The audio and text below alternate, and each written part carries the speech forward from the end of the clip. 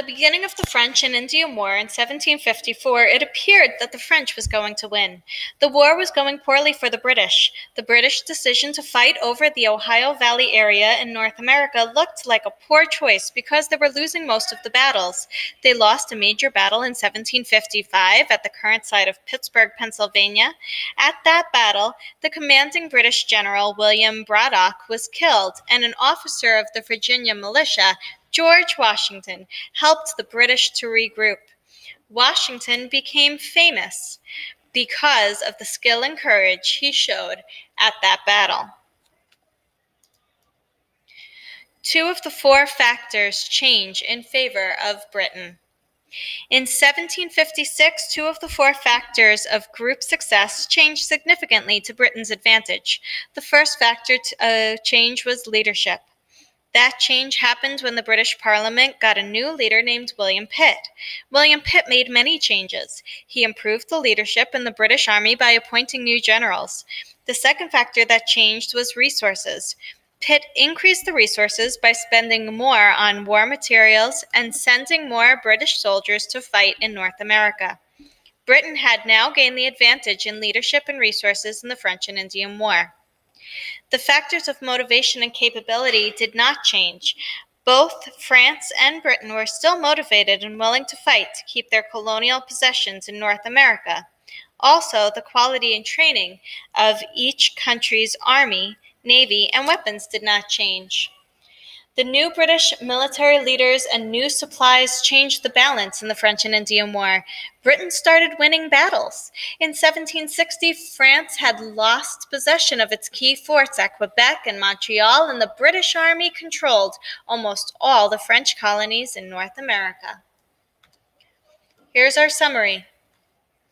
The 4 factors at the end of the French and Indian War explains the British victory.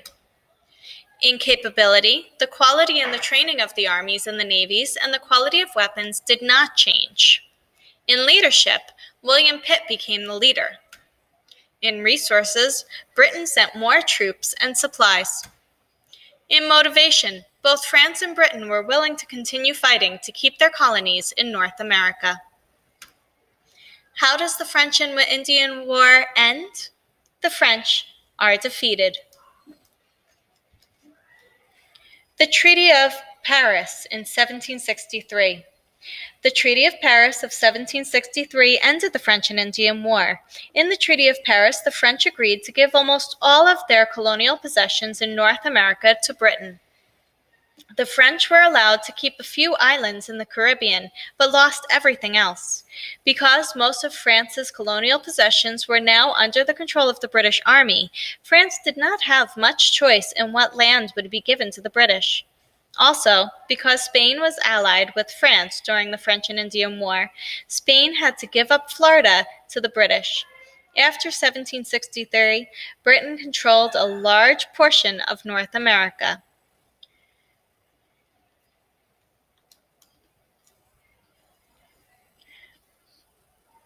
But what about the Native Americans?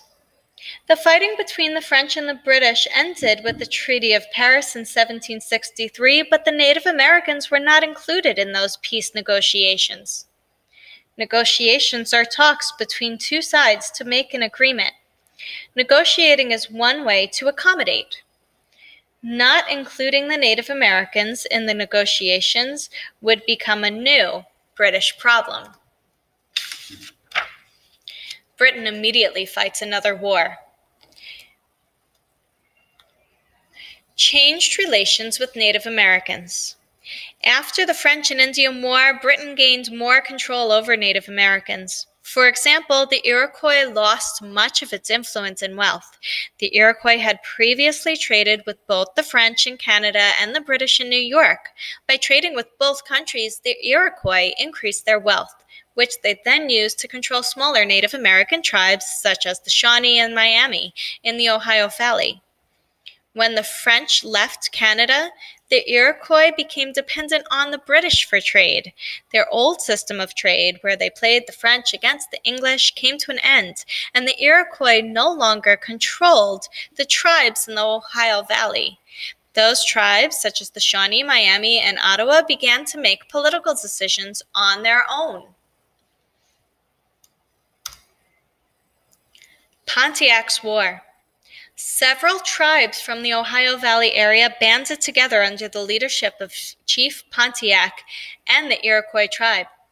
In May of 1763, those tribes began attacking British settlers and troops in the Ohio Valley to drive them out of the area. After many initial victories, Chief Pontiac and his forces were finally dominated by the much larger British army. Pontiac's War lasted from May through November of 1763. The British army stayed in an area to make sure that fighting did not start again. The Proclamation of 1763. Britain was deeply in debt because they had spent so much money to fight the French and Indian War and to defeat the Native Americans in the Ohio Valley area. Also, the cost of paying for British troops to protect settlers in the Ohio Valley was high. Making peace with the Native Americans would save money because British troops would not be needed. Therefore, the British government decided to accommodate the Native Americans in the Ohio Valley and to help solve part of the British economic problem at the same time. The British government passed the Proclamation of 1763. The Proclamation of 1763 used the Appalachian Mountains, which are shown in the map. Let's see. Oh, I didn't show it. Sorry. The Appalachian Mountains. Let's stop there.